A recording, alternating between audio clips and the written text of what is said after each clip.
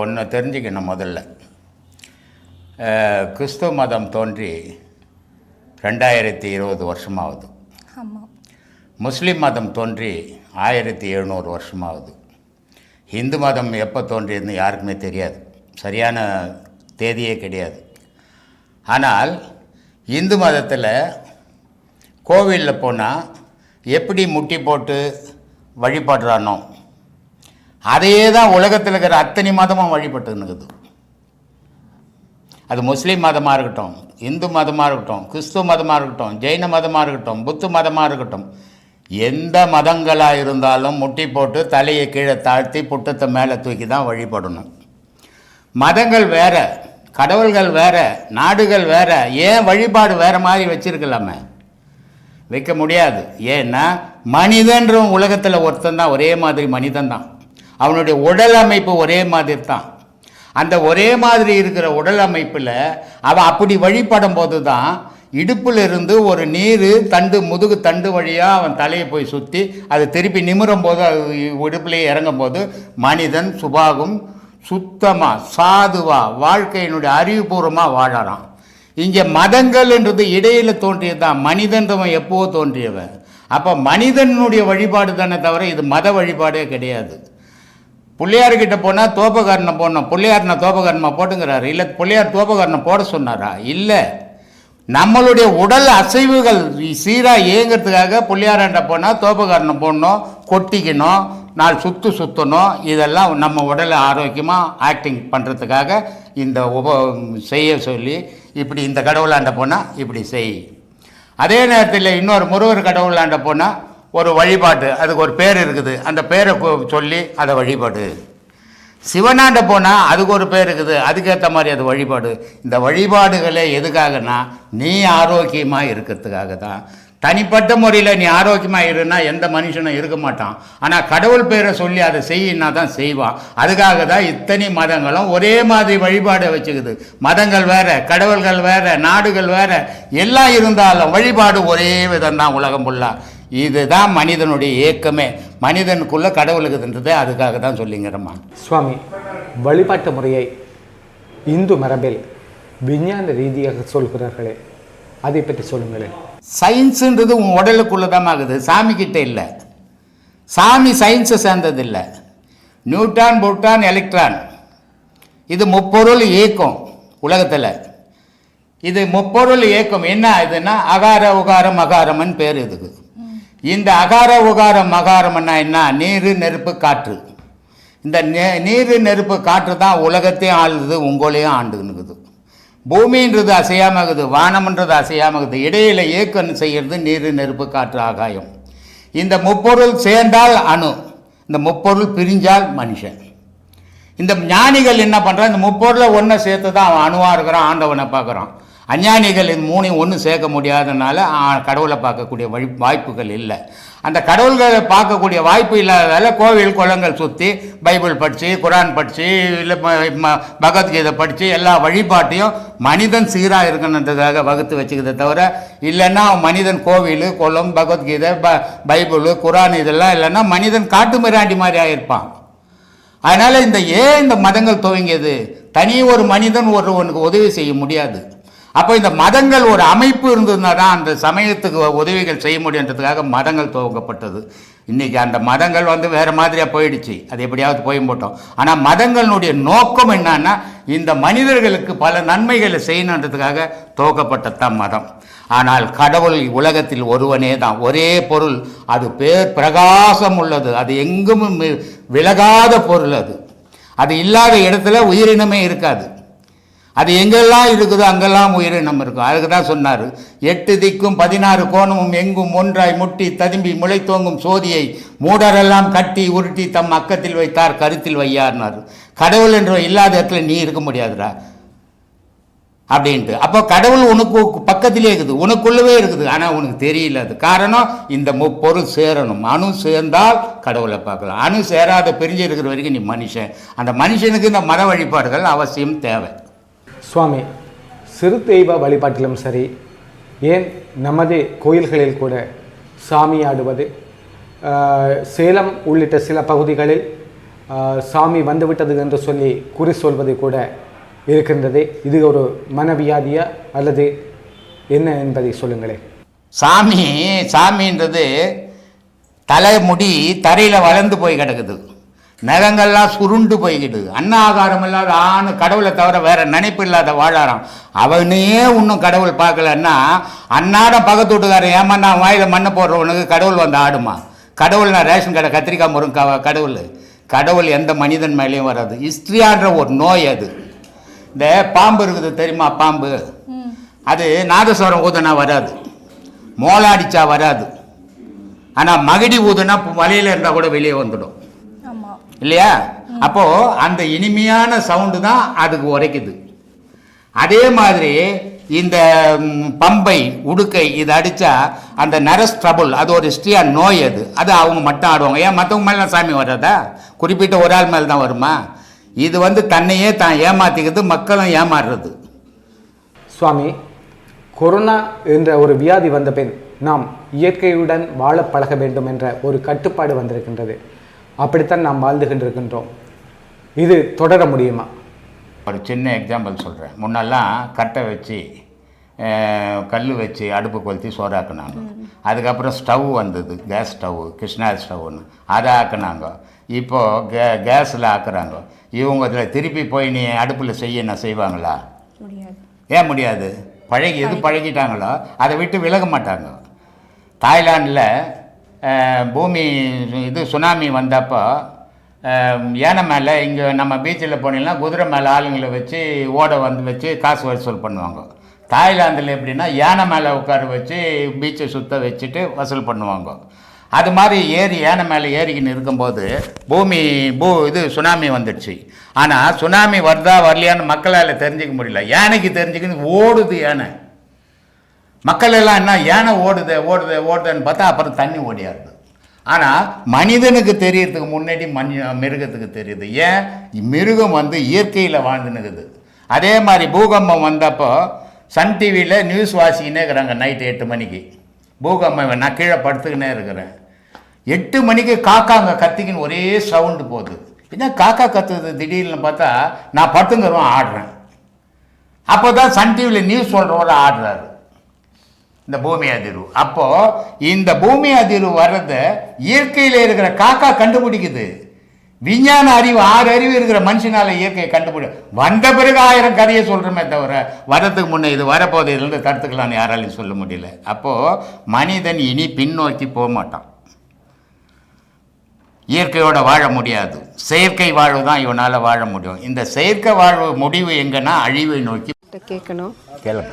நீங்கள் யோக நிலையில் பிரம்மஸ்ரீ நித்யானந்த குரு என்று அழைக்கப்படுறீங்க. சரி. யோக நிலையில் இருக்கிறவங்க தன்னை சித்தனாக கொண்டு தன்னை வளர்த்துக் கொள்வது தான் சொல்றீங்க. நீங்க தன்னை அழித்து தன்னை வளர்த்துக் கொள்வது, தன்னுள் ஒளி வளர்த்துக் கொள்வது. அப்படி இருக்கும்போது நீங்க ஏன் தன்னை வளர்த்துக்காம பிறரை வளர்த்து பிறரை காக்கிறதுக்காக வழிகாட்டுறீங்க? வாழை மரம் இருக்கு இல்லம்மா, அது பாரு, ஒரு மரம் வளர்ந்து ஒலை தள்ளி ஒன்று அது வாழ்க்கை முடிஞ்சு போச்சு.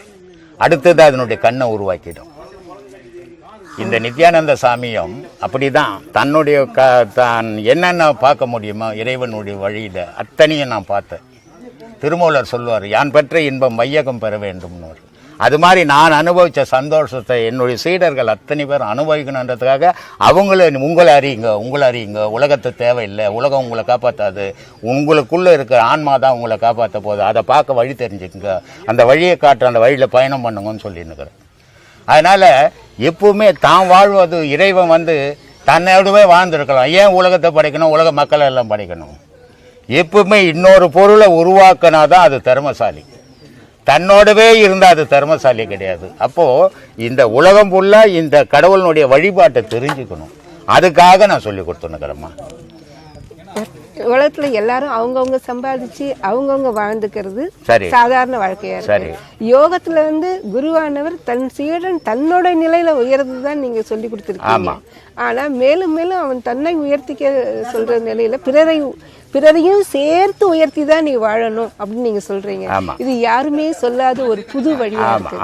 ஆமா. ஏன்னா இந்த ஞானம், இறைவனுடைய வழிபாடு இது அத்தனையும் ஏதோ காட்டுக்கு போய் தான் அடைய முடியும் அப்படின்ற நினைவோட ஜனங்கள் அப்படி பயணம் பண்ணாங்க. அது இன்றைக்கும் அந்த பயம். இப்போ நம்மக்கிட்ட வராங்க.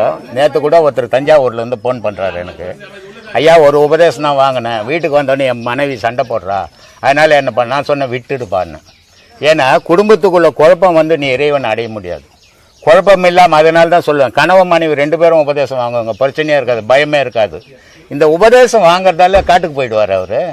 காட்டுக்கு போகணுன்னு அவர் நினச்சா அந்த உபதேசமே தேவையில்லை, யாரும் தடுக்கவே முடியாது. அதனால் இது அறியாமை. இந்த அறியாமையை ஆதியிலேயே உருவாக்கிட்டாங்க. அந்த அறியாமை இருக்கக்கூடாதுன்றது தான், தெளிவாக இருக்கணுன்றது தான் நான் சொல்லினுக்கிறேன். குடும்பத்தில் இருந்து எல்லாமே சாதிங்க, அதுதான் சாதனை. ஓடி போய் சாதிக்கிறது சாதனை இல்லை, அது பயம் அப்படின்னு சொல்லினுக்கிறேன். அதனால் எல்லாருமே என்ன நினைக்கிறேன், நான் என்ன நினைக்கிறேன், என்னுடைய செயல் என்ன அப்படின்னா, என்னை விட என்னுடைய சீடர்கள் உயர்ந்து நிற்கணும், என்னை விட என்னுடைய சீடர்கள் நிறைய தொண்டுகள் செய்யணும், என்னை விட என்னுடைய சீடர்கள் திறமசாலியாக இருக்கணும், என்னை விட என்னுடைய சீடர்கள் அன்பு மிக்கவங்களாக இருக்கணும் அப்படின்ற ஆசைப்படுறதால் தான் இந்த இதெல்லாம் செய்யறோம். ஒரு உயிரோட பசியை நீங்கள் உணர்ந்திருக்கீங்க. ஏன் பசியோடு இருந்தால் தான் ஒருத்தர் நல்ல அறிவும் திறனும் பெருகுங்கன்னு சொல்கிறாங்க, அரை வயிறு சாப்பிடுன்னுட்டு. சரி, நீங்கள் ஏன்ப்பா பசியாத்த சொல்கிறீங்க? ஏம்மா, இந்த உடல்ன்றது அன்னமய கோஷம்னு பேர். இதுக்கு சாப்பாடுன்னு ஒரு பொருள் இல்லைன்னா இந்த உடல் தங்காது, செத்துடும், அழிஞ்சிடும். இந்த உடல் அழியும் போது, இந்த உடலுக்கு அழியும் போது உடலில் இருக்கிற ஆன்மாவும் வெளியேறிடும். அப்போது இந்த உடல் நல்லா இருந்தால் தான் இந்த உடலுக்குள்ளே இறைவன் உட்காந்துப்பான். அதனால தான் சொன்னான், ஊன் உடல் ஒரு பெருங்கோயில், உள்ளம் ஒரு ஆலயம், கள்ள புனல் நீக்கி கருத்தோடு இருப்பவருக்கு தெல்ல தெளிவான பரஞ்சோதி தோன்றும் வேணும். அப்போது இந்த உடலை நீ பாதுகாப்பாக வச்சுக்கணும். திருமூலர் சொல்கிறாரு, உடல் எடுத்தது வீண் என்று இருந்தேன், உத்தமன் கொடி கொண்டான் ஓம்பினேன் என்றார். இந்த உடல் எடுத்தது வீண், மண்ணு துண்ண போதே நினச்சின்னு இருந்தப்பா. இல்லை இல்லை, இதில் இறைவனே குடியிருக்கிறான், அதனால இப்போ ரொம்ப பாதுகாப்பாக நான் வச்சுங்கிறேன்றாரு. அப்போது இந்த பாதுகாப்பாக இந்த உடலை வைக்கணும்னா உன் நகை வச்சிருக்காது, உன் பணம் வச்சிருக்காது, உன் பொருள் வச்சிருக்காது, பசிக்கு சாப்பிட்றப்ப சாதம் அதுதான் வச்சிருக்கான். அதான் முதல் கடவுளே உலகத்துக்கு. பசிக்கு ஒரு பொருள் சாப்பிடலன்னு சொன்னால் ஒரு பொருளும் உலகத்தில் இருக்காது, மரம் செடி கொடி மொத்தமே. அப்போது இறைவன் வாழணும்னா இந்த உடல் வேணும், உடல் நல்லா இருக்கணும்னா ஆகாரம் வேணும், அந்த ஆகாரம் வேணும்னா பசி தீக்கணும். அந்த பசி தீக்கிறவன் தான் ஆன்மீகவாதி. அடுத்தவனை பசியில் விட்டுட்டு இவன் சாப்பிட்றவன் ஆன்மீகவாதி இல்லை. அதனால் அந்த மாதிரி நம்மளால் முடிஞ்சது 10 பேருக்கு உதவி செய்யுங்க, ஒவ்வொருத்தரும் உதவி செய்யுங்க. அப்போது துன்பமே இல்லாத வாழ்க்கை கிடைக்கும் எல்லாருக்குமே. அதை பயணம் பண்ணுங்க தான் இதை சொல்லி காட்டினுக்கிறம்மா. வணக்கம். வணக்கம்மா. வணக்கம் ஐயா, என் பேர் உமா. சரி, எனக்கு ஆசீர்வாதம் பண்ணுங்க. கண்டிப்பாம்மா. எனக்கு ஒரு சில கேள்விகள் உங்ககிட்ட கேளுங்கம்மா. ஆக்கினை துரியாதீதம் போன்றவைகளை நாம் செய்வது சரியா? தப்புமா அது. ஏன்னா அது சரியான முறையில் ஒரு குரு சொல்கிற விஷயம் இல்லை. முதல்ல ஒரு குரு செய்ய வேண்டியது மூச்சு பயிற்சி கற்றுக் கொடுக்கணும். இந்த மூச்சு பயிற்சி ஆகப்பட்டது பின் முதுகு தண்டு வழியாக அது பாஞ்சி தான் ஆக்ஞைக்கு போகணும். நேரடியாக அது முன்பக்கமாக போச்சுன்னா தலைவலி வரும், காது வலி வரும், கண்ணு வலி வரும். இது அறியாதவங்க துரியம் துரியாதீதம் அப்படின்னு இப்போ குண்டலினி இந்த 3 விஷயத்தை பிடிச்சி வச்சுக்கின்னு இன்றைக்கி உலகம் ஃபுல்லாக பேசினுக்குது. இது தவறான உபதேசங்கள். அது மாதிரிலாம் உபதேசம் கொடுக்கக்கூடாது. ஒரு குழந்தை பிறந்த உடனே அது எழுந்து ஓடுன்னு சொன்னோம்னா ஓட முடியாது. அப்போ முதல்ல தழுவணும், அது தவழ்ந்த பிறகு எழுந்து உட்காரணும், உட்கார்ந்த பிறகு எழுந்து நடக்கணும், நடந்த பிறகு ஓடணும். அது மாதிரி இந்த துரியம் துரியாதீதம்ன்ற 2 விஷயங்கள் பெரிய விஷயம், உயர்ந்த விஷயம், ஞானம். அது எல்லாராலையும் இளமையிலேயே போய் கற்றுக் கொடுத்தோம்னா செய்ய முடியாது. அது இப்போ 1ஆம் கிளாஸ் படிக்கிற பையன்கிட்ட எடுத்து போய் எம்ஏ புக்கை கொடுத்து இதை படித்து தான் அவனை படிக்க முடியுமா? தவறாக படிப்பான், புக்கை கிழிப்பான். அது மாதிரி உடல்நிலைகள் கெடும். அதனால் அப்படியெல்லாம் சரியான குருக்கிட்ட போய் முறையான உபதேசங்களை வாங்கி அதை சீராக செய்யும் போது உங்கள் வாழ்க்கையும் நல்லாயிருக்கும், உங்கள் மனசும் நல்லாயிருக்கும், கடவுளையும் பார்ப்பீங்க. சரிங்க ஐயா, நன்றி. அடுத்து, இறைவனுக்கு பலி கொடுப்பது சரியா? தவறுமா. ஏன்னா இறைவன் எப்படி இருக்கிறான்? இப்போ தசாவதாரம்னு கேள்விப்பட்டிருப்பீங்க. அது மச்சாவதாரம், ஆம அவதாரம், பன்றி அவதாரம், சிம்ம அவதாரம், பரசுராம அவதாரம், ராம அவதாரம் அப்படின்னு வரிசையாக வரும். இது எதுக்காக? கோவிலுங்களுக்கு போனீங்கன்னா கோவிலில் வச்சுருப்பான், சிங்க முகம் போட்டு இருப்பான். ஆமை முகம் போட்டிருப்பான். காஞ்சிபுரம் கோயிலுக்கு போனால் பள்ளிக்கு தான் முக்கியத்துவமே. அப்போது எல்லாத்துலேயும் இறைவனுடைய இயக்கம் இருக்குது. அந்த இறைவன் இருக்கிற இயக்கத்துக்கு இறைவன் எந்த உயிரையும் பலி கேட்கறதே இல்லை. மனிதனுடைய நாக்கு சுவைக்காக தான் மேலே பழிய போட்டுக்காம இறைவன் மேலே பழிய போட்டு பலி கொடுத்ததை வந்து இவன் சாப்பிட்டுங்கிறான். இறைவன் எப்போ சாப்பிட்டது? எந்த பலி கொடுத்ததை சாப்பிட்டது? சாப்பிட்றதே கிடையாது. இது மூர்க்கத்தனமாக இருந்து வந்த மனுஷன் அந்த செயலை உலகத்தில் செய்யும்போது அதை பார்த்து பார்த்து தொடர்ந்து செய்ய ஆரம்பித்தாங்க. எந்த உயிரையும் பலி உனக்கு சாப்பிடணும்னு விருப்பம் இருக்கும்போது அதை தனிப்பட்ட முறையில் அறுத்து சாப்பிட்டுக்கோ. ஆனால் ஒரு கோவிலாண்டு எடுத்து போய் அதை பலி கொடுக்கறது பெரும்பாவம். அதை பார்க்குறவன் தொடர்ச்சியாக செய்வான். அதுவே தெய்வத்துக்கு செய்கிற பாவம் அது. ஏன்னா தெய்வம்ன்றது எல்லாத்துலேயுமே இருக்குது. அதை நீ கொல்லும் போது உன் குழந்தைக்கு ஒரு உயிர் தானே அது. உனக்கு கறி ஆக்கணும்னாக்கா அதுக்கு கோயிலாண்டுட்டு போய் ஒரு பலி கொடுத்து ஆக்கம் பார்க்கலாம் முடியுமா? முடியாது. ஏன்? பாசம் தடுக்குது. மற்றது மேலே பாசம் இல்லை. தவறான குறிக்கோள். ரொம்ப அழகாக சொல்கிறாரு பத்ரகிரி. மண்ணுயிரை கொன்று தின்று உழலாமல் தன்னுயிர் போல் நினைத்து தவ முடிப்பது எக்காலம் என்றாரு. எல்லா உயிரிலையும் இறைவன் இருக்கிறான்ற எண்ணம் உனக்கு வந்ததுன்னா நீ இறைவனுக்கு சமமானவன் சொல்கிறான். அப்போது அந்த மாதிரி பக்குவத்தை வளர்க்கணும். இந்த பலியிடுறது பெரும் தவறு. அதை ஏற்றுக்கவே முடியாது. ஞானத்தில் அப்படிப்பட்ட ஒரு இதுவே கிடையாது. எதை பலியிடணும்? கோவிலில் பார்த்தீங்கன்னா இப்போ அம்மன் கோயிலில் ஆடு வெட்டுறான், கோழி வெட்டுறான், மாடு வெட்டுறான், பன்னி வெட்டுறான், எதையோ வெட்டுறான், பலி கொடுக்குறான். பெருமாள் கோவிலில் சுத்தமான கோவில் பலிபீடம் வச்சுக்குது. எதுக்கு பலிபீடம் வச்சுக்குது? ஏன் வச்சான்னு பார்த்தியா? முருகன் கோயிலில் போனால் ஒரு பலிபீடம் இருக்குது. ஏன் வச்சேன்னு யோசித்தியா? சிவன் கோயிலில் போனால் ஒரு பலிபீடங்குது. பலிபீடம்ன்றது எதை வெட்ட? நீ செய்த பாவ புண்ணியத்தை வெட்டுறதுக்கு வச்சுக்குது பலிபீடம். ஆடு மாடு கோழி கொக்க வெட்டுறதுக்கு பலிபீடம் இல்லை. அதை அறியாமல் நீ மேலும் மேலும் பாவத்தை செய்து துன்பத்துக்கு ஆளாகின்னுக்கிறீங்க. வாய் ருசிக்கு சாப்பிட்றத மறைமுகமாக செய்து சாப்பிடுங்க. இது பப்ளிக்கில் போட்டு பாழ் பண்ணாதீங்க. இப்போ இதை வினைன்றது வந்துட்டு தீவினை மட்டுமா இல்லைன்னா நல்வினையுமா? ரெண்டு வினை, நல்வினை தீவினை. நல்வினை தீவினைக்கு ஏற்ற மாதிரி தான் மனிதனுடைய வாழ்வு நடக்குது உலகத்தில். நல்வினையும் இல்லை, தீவினையும் இல்லை. நல்வினையும் தீவினையும் இல்லாதவனுக்கு உலகம் தெரியுமா? தெரியாத போது எனக்கு ஊடு இருக்குதுன்னு நினைப்பு வருமா? உனக்கு எனக்கு பணம் இருக்குதுன்னு நினைப்பு வருமா? எதுவும் கிடையாது. அப்போ உன்னுடைய நினைப்பு என்னவாக இருக்கும் அப்படின்னா, கடவுள் இருக்கிறார், அது மட்டும்தான் உன் நினைப்பாக இருக்கும். அப்போது கடவுள் மட்டும் இருக்கிறார்ன்ற நினைப்பு உள்ளவனுக்கு கடவுளும் இருக்குது, உலகமும் இருக்குது, கடவுளும் இருக்குது, குடும்பமும் இருக்குதுன்றவனுக்கு எல்லாம் இருக்கும். கடவுள் மட்டும் இருக்கிறாரு அப்படின்ற நினைக்கிற ஞானிக்கு இந்த உலகத்தில் திணை அளவு கூட அவனுக்கு சொத்து சுகம் கிடையாது. அவன் நினைக்க போகிறதே கிடையாது. அப்புறம் அவனுக்கு எங்கே சொத்து சுகம்? அப்போது இந்த திணைன்றது எவ்வளோ சின்னது, அந்த அளவு கூட இந்த உலகத்தில் இல்லைடான்றார் பட்டினத்தார். அப்போதான் உனக்கு நல்வினையும் இல்லை, தீவினையும் இல்லை. நல்வினையும் தீவினையும் இருக்கிற வரைக்கும் உலக வாழ்வு. நல்வினையும் தீவினையும் மனிதங்கிட்ட இருந்து விலகி போச்சுன்னா அவனுடைய வாழ்வு எப்படின்னா இறை வாழ்வு. இறைவாழ்வு வாழறவனுக்கு எதுவுமே கிடையாது. இப்போது சாதாரணமாக ஒரு விஷயத்தை சொல்கிறேன். நான் குறைஞ்சது 12 வயசுலேருந்து சம்பாதிக்க ஆரம்பிச்சுட்டேன். எத்தனை வயசு? 12 வயசுலேருந்து சம்பாதிக்க ஆரம்பித்தேன். இன்றைக்கி 73 வயசாகுது. அப்போது சம்பாதனைன்னா டெய்லர் கடை வச்சு ஓஹோன்னு பேர் எடுத்து சம்பாதிச்சேன். ரயில்வேயில் போயும் சம்பாதிச்சேன். ஆனால் இவ்வளோ சம்பாதிச்சதுக்கு நான் எவ்வளோ வச்சுருக்கணும்? வச்சில்லை. ஏன்னா எனக்கு இந்த சொத்து சுகத்து மேலே நினைவு இல்லை. என் நினைவெல்லாம் இறைவன் மேலே. அதனால் நான் எனக்குன்னு எதையுமே வச்சுக்கல. இந்த உலகத்தில் எவனுக்குமே எதுவுமே இல்லை. ஆனால் இவன் இருக்கிற மாதிரி நினச்சின்னு வாழ்ந்துன்னுக்கிறான். ஒரு பெரிய மகாராஜா, அவரது தான் இந்த நாடு. அப்போது இப்போ இவர் மகாராஜா ஆன பிறகு இவருக்கு நாடு வந்தது. இவருக்கு முன்னாடி இன்னொரு மகாராஜா இருந்தார், அவரது. அப்போ அவருக்கு முன்னாடி இன்னொருத்தது. அப்போது இங்கே யாருதுமே எதுவுமே இல்லை.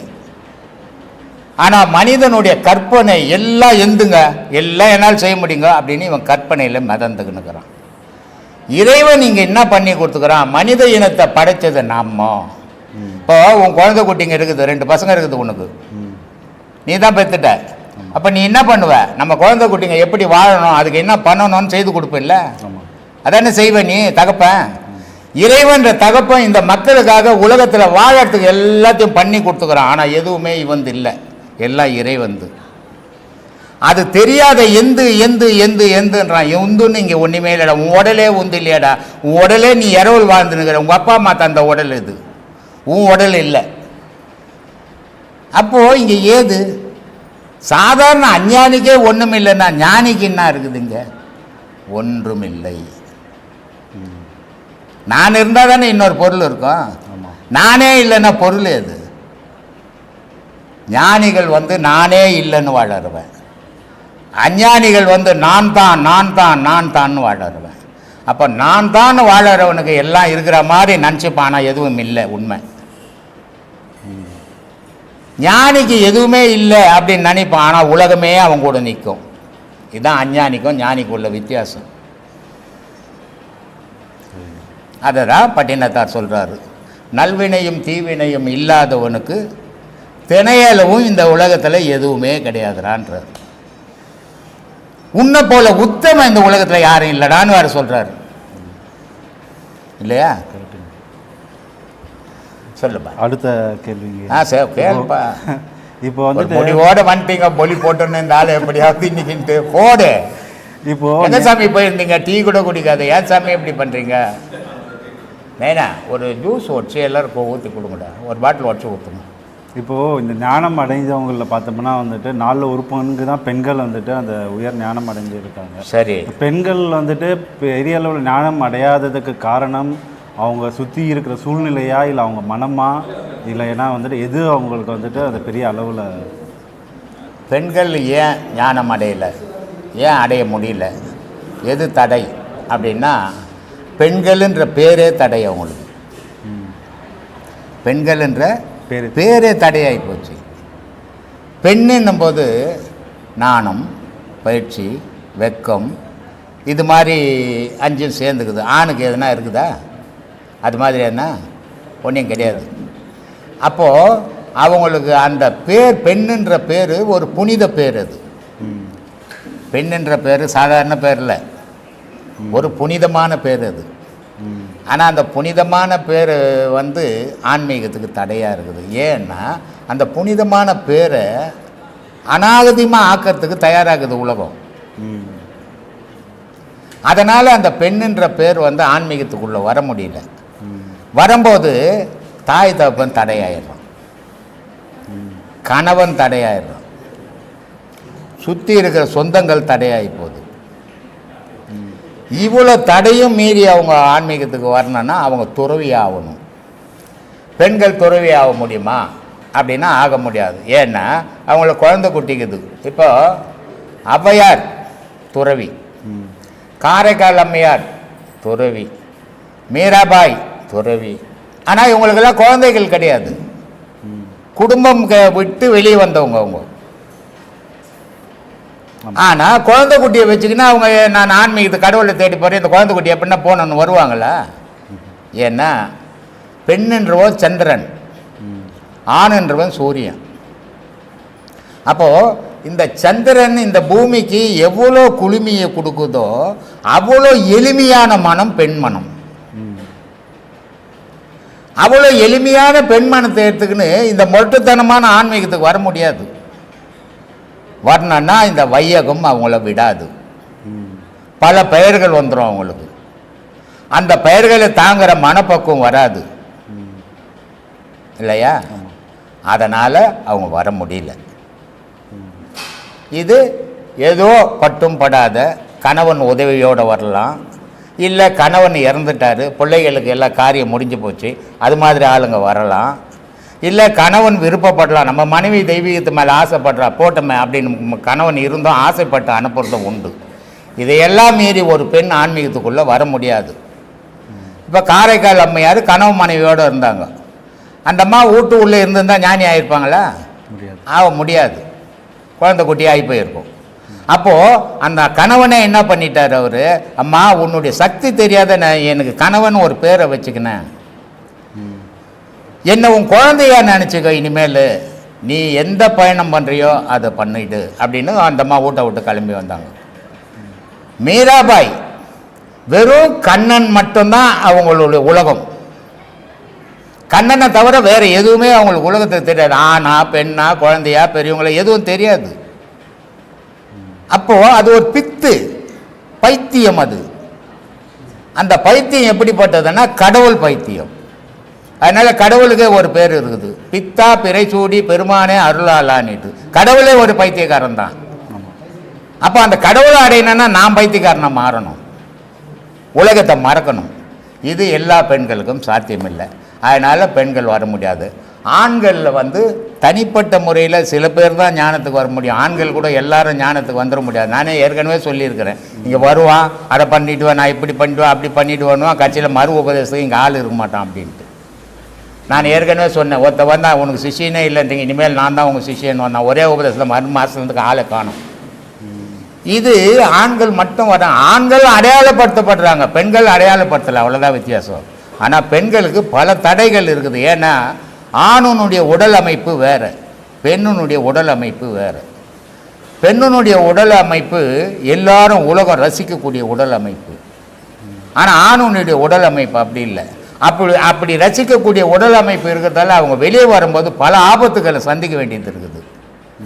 அதனால் அவங்க ஈடுபடாமல் தனித்து நிற்கிறாங்க. இதுக்கு கணவன் மனைவி இருவரும் வரும்போது அவங்களுக்கு அந்த தடை இல்லை. அதனால தான் நான் போன வீடியோவில் கூட சொல்லியிருப்பேன், இந்த உபதேசம் வாங்க வரவங்க கணவன் மனைவியாக வந்துட்டாங்கன்னா பிரச்சனையே கிடையாது, தனித்து வரும்போது தான் இந்த பிரச்சனைகள் உருவாகுது அப்படின்ட்டு. அது மாதிரி பெண்கள் வராத காரணம் இந்த அமைப்பு, அவங்களுடைய மனோபாவம். ஏன்னா பெண்கள்ன்றவங்கள ரொம்ப இரக்கமான குணம். அதான் சந்திரன்றது, பெண்ணுன்னா சந்திரன் அர்த்தம், ஆணுன்னா சூரியன் அர்த்தம். அப்போ இந்த பெண்ணாக இருக்கக்கூடிய சந்திரனாக இருக்கக்கூடிய பெண்ணுக்கு இலகிய மனசு. அந்த இலகிய மனசால் பல தீமைகள் விளைஞ்சிடும் அவங்களுக்கு. அதனால் அவங்க ஒரு கட்டுப்பாட்டுக்குள்ளே நிற்க வேண்டியதாக இருக்குது. அதனால் பெண்கள் அதிகமாக ஞானத்துக்கு வர முடியாது.